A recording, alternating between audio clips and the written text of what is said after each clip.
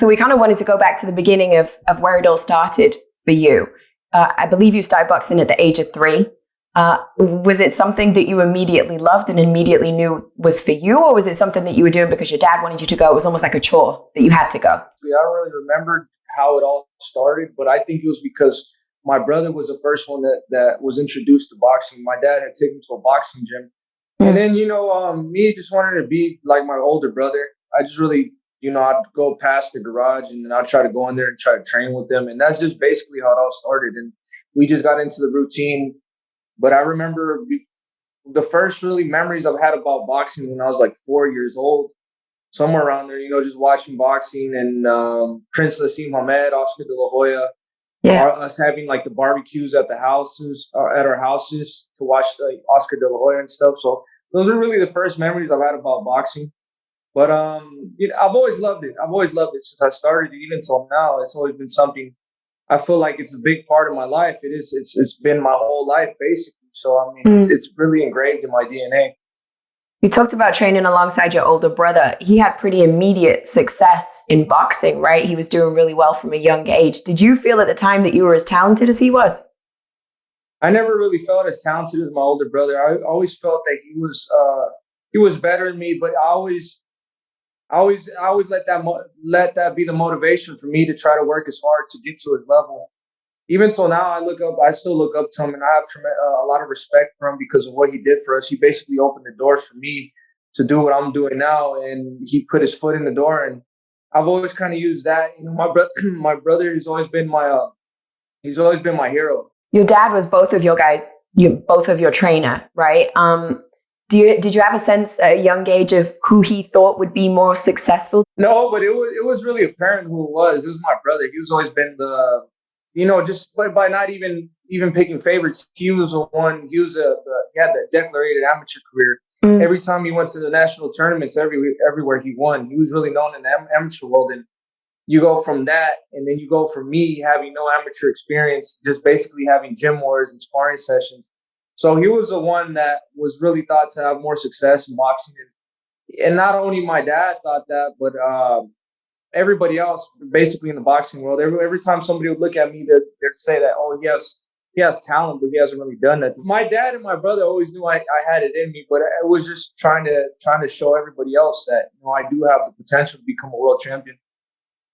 So if your dad was the trainer and the one that kind of ran things for the two of you as you were coming up, I read that your mom and your dad got divorced at some point, and you stayed with your mom, and your older brother went to live with your father. Was that a point where you kind of came away from boxing a little bit, or how did that play out for you? My parents got divorced when I was really young. I was like 7 years old. But the one point where I stopped boxing for like a year and a half is when my brother got signed. He turned 17 and he went to Los Angeles to train at the Wild Card with Freddie Roach, and that was the one time I didn't have my dad and my brother living in the same state I was. To that point, I was like 12 years old. So I had been training from 3 years old all the way until like 12 years old, in like 6-7 years, but like nonstop. I was training every day. And I had never got a chance to be a kid, basically. And when they left, I'm like, man, there's nothing else to do. I don't have to train. So I loved food. I loved fast food. I loved all that type of stuff. So that was probably the laziest I've ever been in my life. I just ate a lot, played a lot of video games, drank a lot of soda. So I think like in about a span of 7 months, I gained 120 pounds. I was like 160 and I went up to 240, and it was quick. Yeah, I went up quick. And I remember one time I was looking at myself in the mirror. I was in 6th grade, 5th or 6th grade, something like that. No, 6th grade. And I looked at myself in the mirror. I'm like, man, I don't even recognize myself no more. Like, I was extremely big, and I thought to myself, I'm at a point of no return right now. I'm either gonna hit a point where I get, extremely big and I can never come back from that, or I could use this as motivation and try to lose weight. At the time, I wasn't even thinking about boxing. So I called my dad and I was like, you know what, I want to go over there and train with you guys. Is it cool if I go? Because I want to lose weight. So I went to Wild Card and I started training. Just started losing weight at first. And then the weight started coming off, slowly but surely. I think I lost 20 pounds in like the first 3 months. Wow. And I was at 215. So I just started sparring. Then my dad put me with the other guys, the other like amateurs and stuff. I was like the top amateurs. I was never sparring any regular dudes, and I was doing really good. But I remember the one thing that was funny about me that I remember a lot is my dad and my brother would always tell everybody that, oh yeah, David Benavidez, my younger brother, he's the one that's gonna be really good. That's what my brother was telling everybody. Oh He was a yeah. really hot prospect at the time. So when I got there, I was something completely different than what they expected. I remember Because you were they looked at heavy. me, yeah, because I was fat. I was big. And everybody looked at me. He's like, everybody looked. What is this? Like, this is. I'm like, okay, like this is the kid that you guys said was very talented, and this is the next big thing, this and that. So everybody brushed me off, and that really angered me a lot. Not only because I wasn't just a fat kid, it's because I had trained my whole life just so I could get brushed off by everybody. Right. I didn't get no respect. Everybody would laugh at me. So that I feel like that right there is really what motivated me to become what I am today, because that started the flame in me, because it just made me so angry and so mad that I feel like that's, now that I think about it, that's kind of where I got my boxing style from. That's why I like going in there and stopping everybody, because I didn't get no respect. And it's not like I was, technical. I had to go in there and earn my respect. So I started sparring like, really big, like older guys, like grown men. I was sparring like, I remember I sparred this one guy. It was the first sparring session I had. He was this dude. He was super buff. He was like 210 pounds, but he was like a black dude, but he was like really muscular. And my dad told me, "Oh, well, that's when we're gonna put you in the spar." And I was 13. I'm like, "Are you serious? Like this dude buff as shit. Like this dude must hit hard." I'm like, but that's the one thing I always knew about myself, that if I was always gonna go in there and earn my respect, and I was never gonna back down from nobody.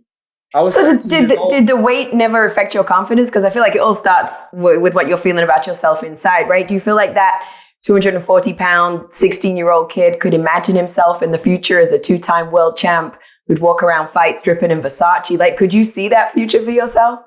No, at that time, no. At the only thing I was thinking at that time is, every time I step in the ring, even to this day, I feel like my persona, my personality completely changes. I'm a nice guy, but when I go in there, it's a whole different person. And the only thing I want to do is, the person that's in front of me, unfortunately, all I want to do is hurt them, because that's the only way I was able to earn my respect. Right. And even to this day, that's the way I fight. The first real test I had was against Latif Coyote. I was 14 years old, and this dude, he was a cruiserweight champion at one time. And he's an African dude, scars on his face. And I remember my dad told me, "Well, that's who you're going to spar next." Oh, man, I would at the time, I can't really explain the feeling. I was a little kid at the time. Right. I was feel 14 years old, and I'm sparring guys that are like 27 years old in the wild card in the main ring in front of everybody. And I'm Jose Benavidez' little brother. So they're looking at me, and I have something to prove. I have my name. I could, I'm not pro at the time, but it's what's on the line is my name, my last name, and that's something I really take serious. If I don't have anything else in life, the only thing I have is my last name. And I'm always going to protect that with everything. And I'm not going to make my older brother and my father look bad. I mean, I was reading some of the names that you were sparring with. You were sparring with Triple G, Kelly Pavlik, Peter Quillen. These guys were like 13, 15 years older than you. No, yeah, I was a little kid. When I first sparred Golovkin, it was before he made his U.S. debut. It was before he fought on HBO. He was getting ready for the monster Golovkin. Yeah, he was prime Golovkin. He was like 27 or 28, and I was 15. And I know a lot of people say that sparring, they're not real fights, but at the time, those are real fights for me.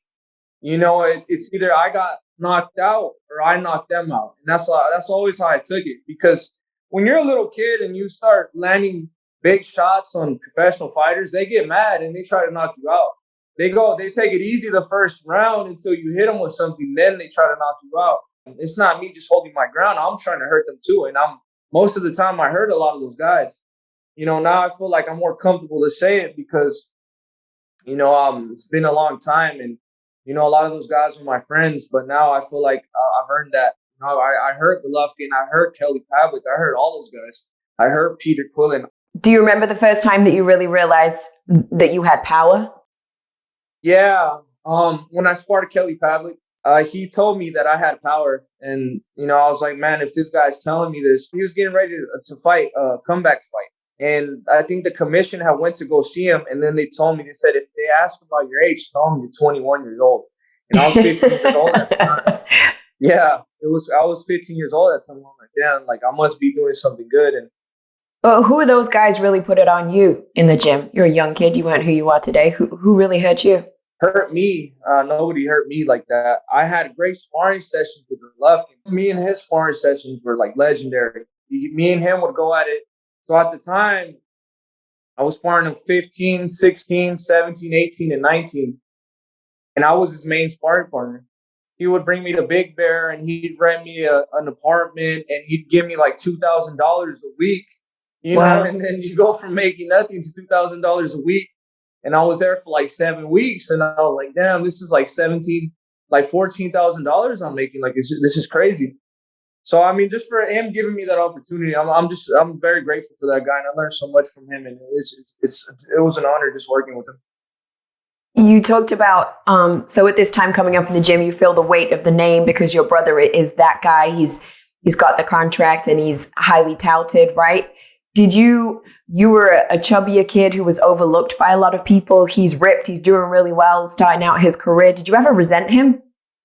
No, I never resented him. I always looked up to him. If anything, we were just two completely different people. He was the popular kid in school, and I was the short, fat kid, the quiet kid. So it was just two completely different people. We bumped heads a lot, but I never resented him. Even to this day, I feel like he's been one of the biggest motivations in my life.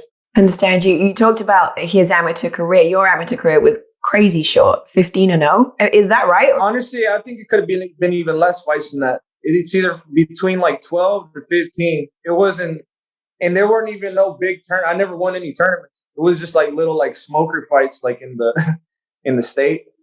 So why, when a lot of the time when media or people looking at fighters, they'll say, oh, they're kind of green, they don't have really an extensive amateur career. People never say that about you. They don't say that about Canelo. Why do you think you're different? I was always in the gym. I was in the gym with world champions, and I had stayed in the gym for so long. And it's the thing, when they say they're kind of green, is because they're missing something. They're not setting things up with their jab, or they're not throwing body shots, or they're only focused on one thing, or they still got an amateur style. With me, I had to learn to get a pro style because I was like I said, I was sparring world champions, and these dudes are trying to kill me. So that's how I kind of learned everything. I learned defense, I learned jabs, I learned body shots, I learned speed, I learned combinations. I learned everything in the gym.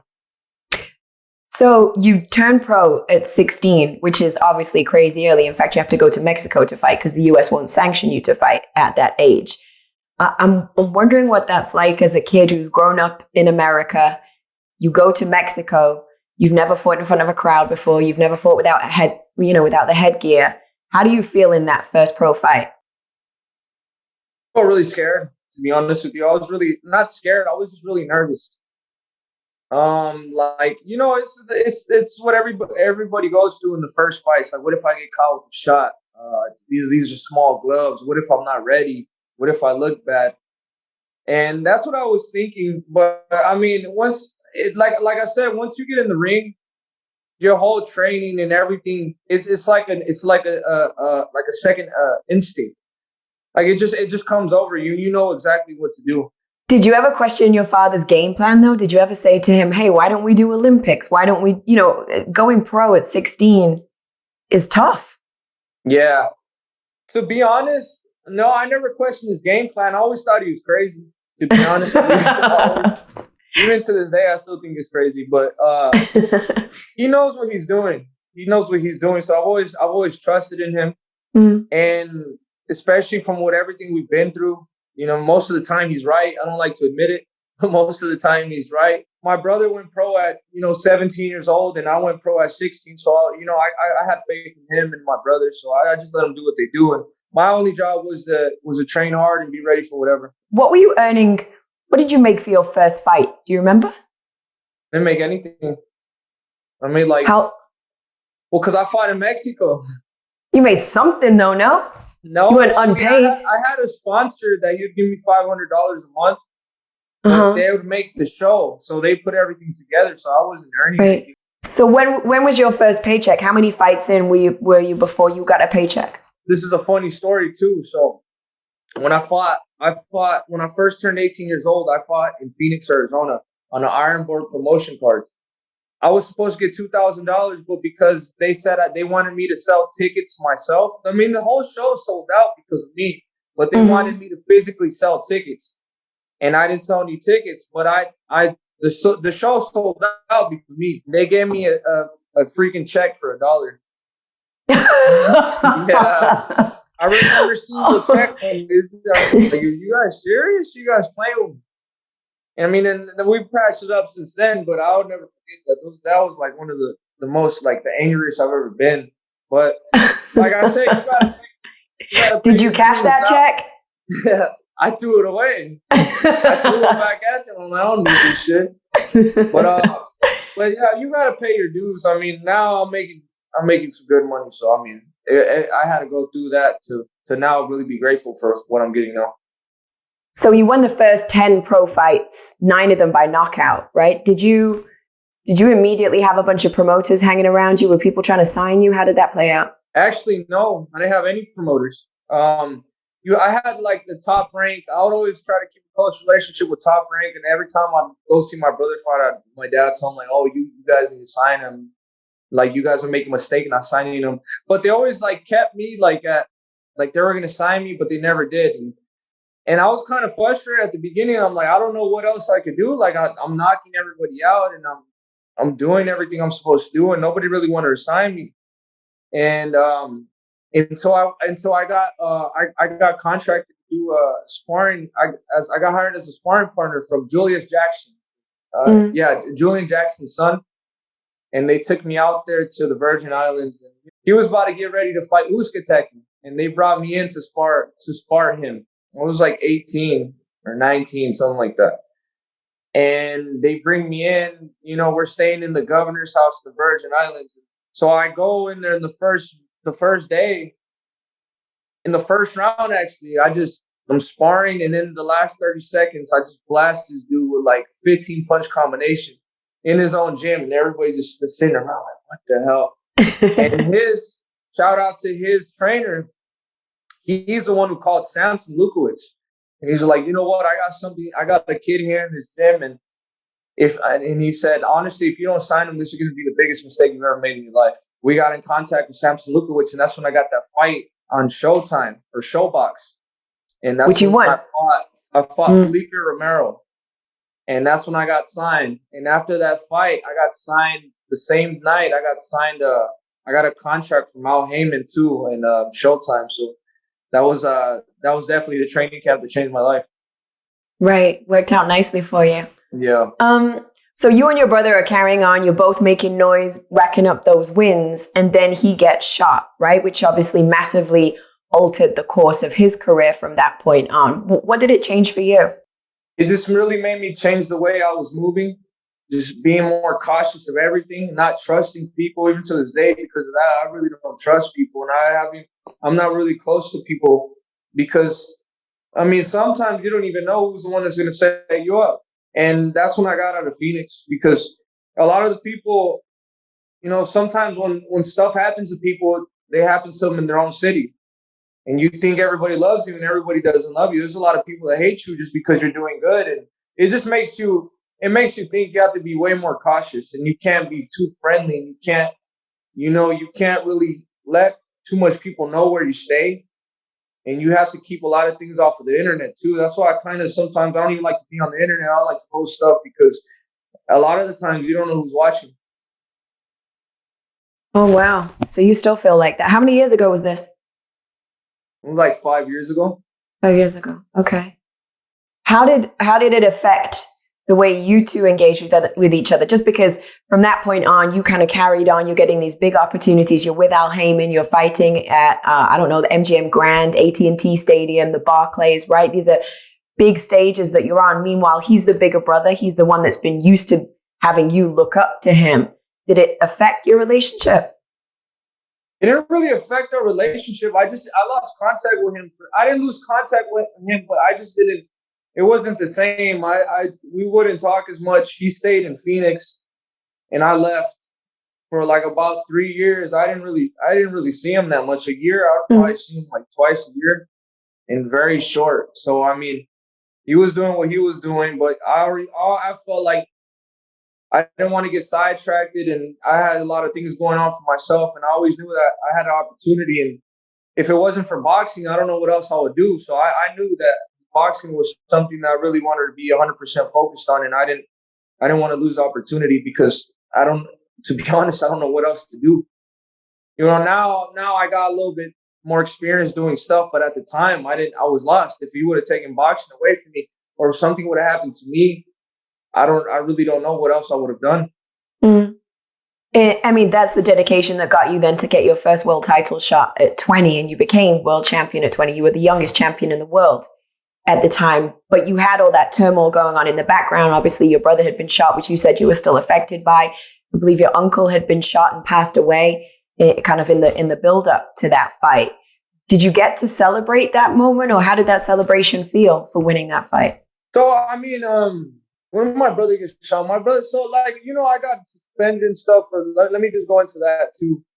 This was all in that. That's exactly why I moved out of that city too, because I was just like, you go from having nothing, and then you go like the type of person I was. I didn't really have too much friends before everything happened, and then you get to start like making money, and then you got like stuff that happens to you that makes you sad, and so you kind of like try to give yourself an excuse of why you do stuff. And you know, when my uncle when he died, that was leading up. That was 2 weeks before my first title fight. Hey. So I was just devastated by that, and just having that happen, it was just horrible. And then just I just got onto different stuff, and I was making a lot of money, and then I had people like be around me that was never around me, like friends that they just pop up out of nowhere because of the status that you have, and I started drinking, and I started going out to clubs, and obviously I got into cocaine, and that's just where like I started messing up, and I mean, but like I said, God works in mysterious ways, because not too long after that I got caught, with VADA, but like this is what I'm talking about too, because if I would have never got caught, I would have never went to Seattle. That's where I met my wife at, and that's now I have my son. So right. Like I'm saying, God works in crazy ways, and just having my son just makes me more like extremely motivated now. And like I said, I left all that stuff in the past. Receiving that positive test for cocaine had to be tough. I don't know if you were expecting to receive the positive test or if that surprised you, but what was that call like with your dad? Because obviously you guys have worked so hard as a team to get to this point. You're now world champion, which is like the crowning glory for him, right? How was the phone call? Do you remember speaking to him for the first time or telling him that it happened? How did that go? Yeah, I mean, I already knew it was going to come up because I didn't have a fight or anything. That's the thing about it, that I didn't have a fight lined up. But that came. I think it was just the weekend. That came on a Monday, and the weekend I just passed, and I got. Obviously, I wasn't supposed to be doing it, but I was doing it on the weekend. I went to the club and just messed up, and I was just nervous the whole time. I didn't even really care about anything else. I just cared about my dad's reaction. Right. Just letting him down, and just seeing his disappointment in me and all that. I didn't really care about anybody else, what anybody else had to say, but the only thing that mattered was my dad and my mom. And they were really disappointed in me, and that just really messed me up. But like I said, I took the suspension, and then I paid the fine for it too. So I can't blame it on nobody but myself. I'm the one who made the mistake, and I paid for it like a man, and I never put the blame on anybody else. And I feel like that I've as a person, I've came back from that, and I've become a better person because of that. I mean, you came back from it as a fighter as well, in the sense that you got the world title back, right? You won the title against Anthony Durrell.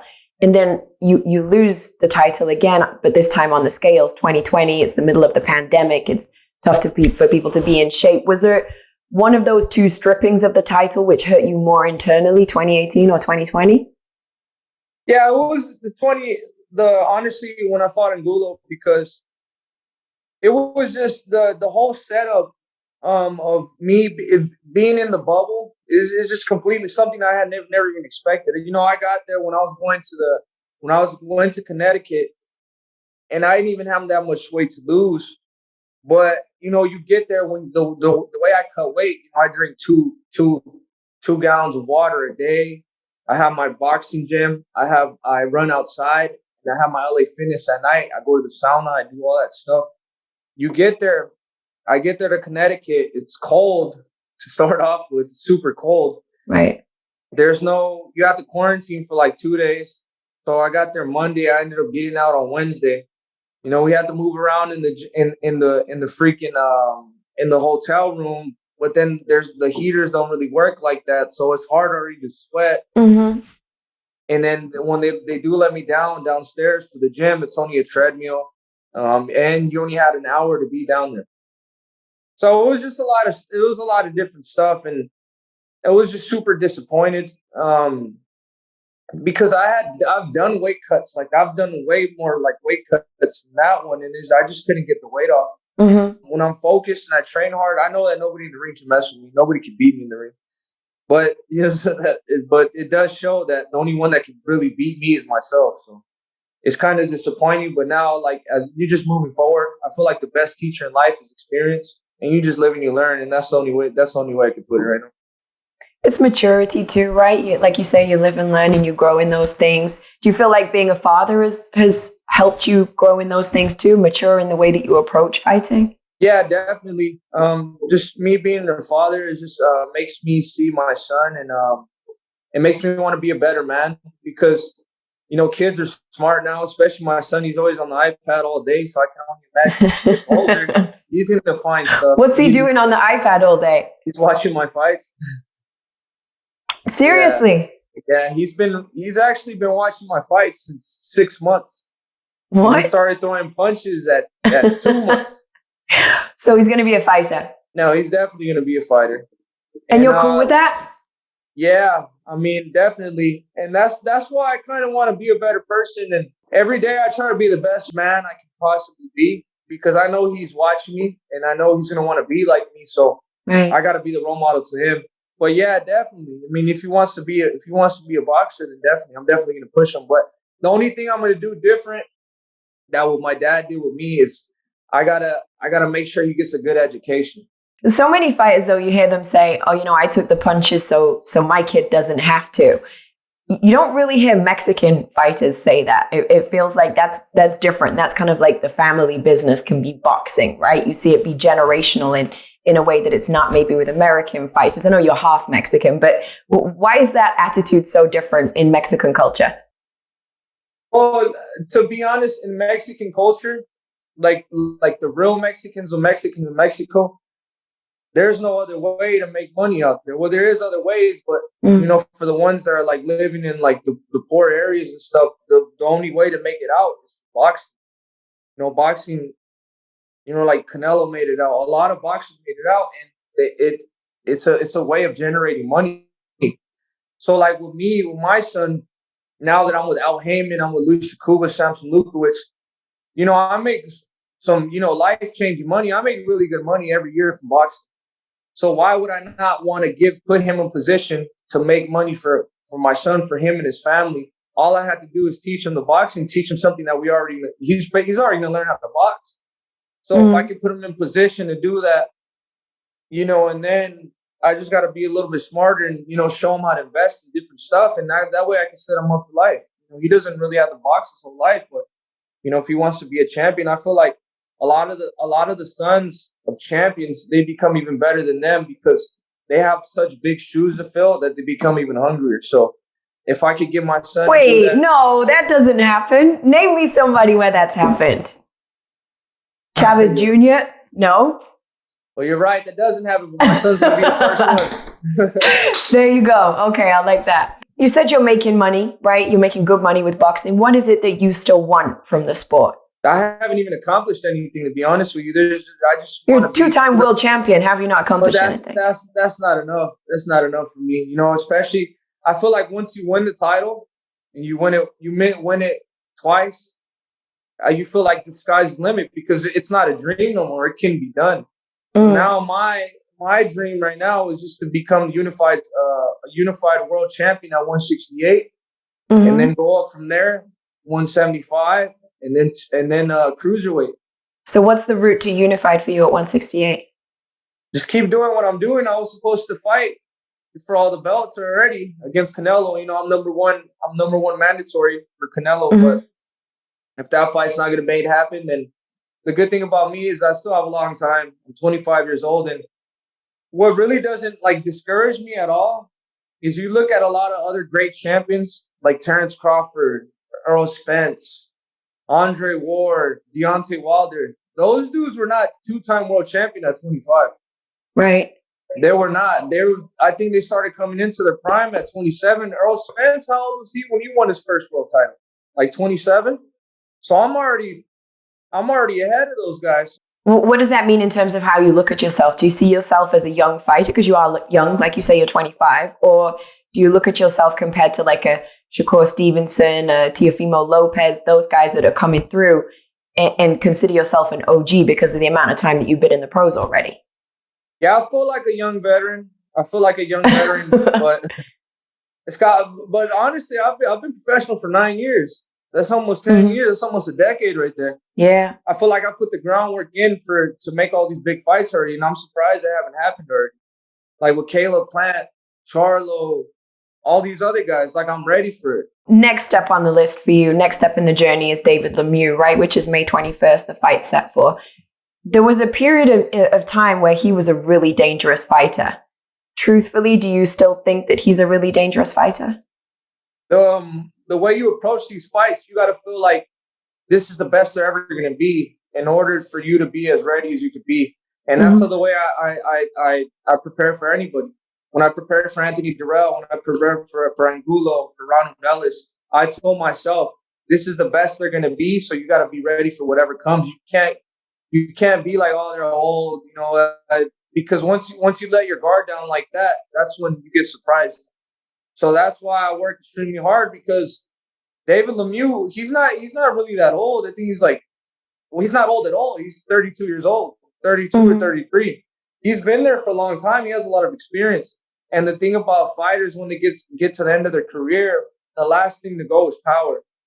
So I can't sit here and tell you that he can't hurt me, he can't do none of this, because we both have a chin and we could both get hurt. That's why I was so in training camp for so long too, and that's why I just stayed here, because I was like, man, I got to be ready. This is another title for me. This is another opportunity. So I know he's motivated because it's another title for him if he wins. So. This is a big opportunity for both of us. When you're talking about the length of training camp, you're referring to what you told me before we started recording, right? Which is the fact that you thought initially the fight was going to be in March, I think, and that got pushed back until May 21st. So you started your training camp in San Diego in January. How sick do you feel of training camp? I was thinking of this the other day. Once you're in training camp for more than 3 months, it feels like it's purgatory. Like it just keeps going and the days keep repeating over and over again. And I'm not really sick of training. The only thing that sucks is that I'm away from my son and my wife. But this is, like I said, this is a big opportunity, and I'm doing this for my wife and for my son. So you mentioned a couple of the fights out there that would be perceived as bigger fights for you, right? Which would be the Jermall Charlo fight, the Caleb Plant fight. Which of those two fighters do you think is the better fighter, Caleb Plant or Jermall Charlo? I feel like they both got their good abilities. They're both different fighters. Caleb Plant is more of a boxer. Charlo is more of a he's a brawler, he's a puncher.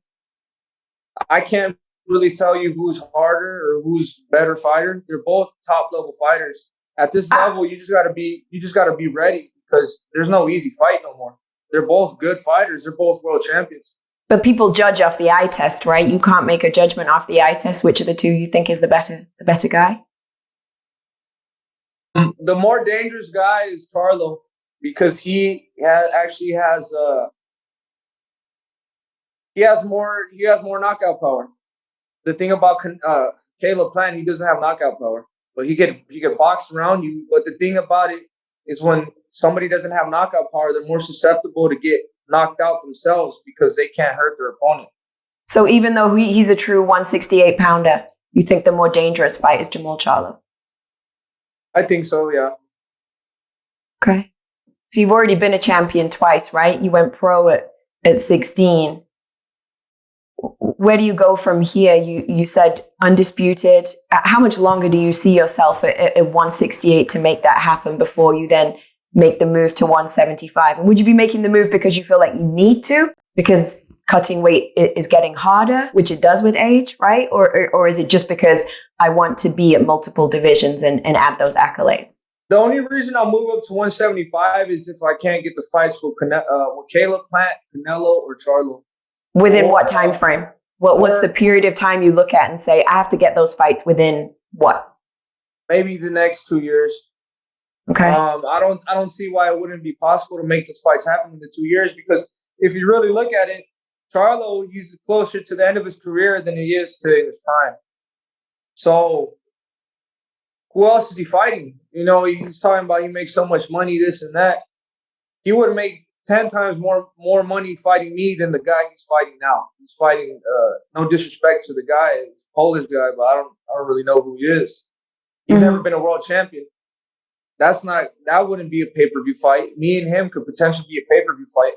Caleb Plant, you know, he just came off the loss. He said he wants to fight Canelo again, but he's not going to get to Canelo again if he doesn't fight me.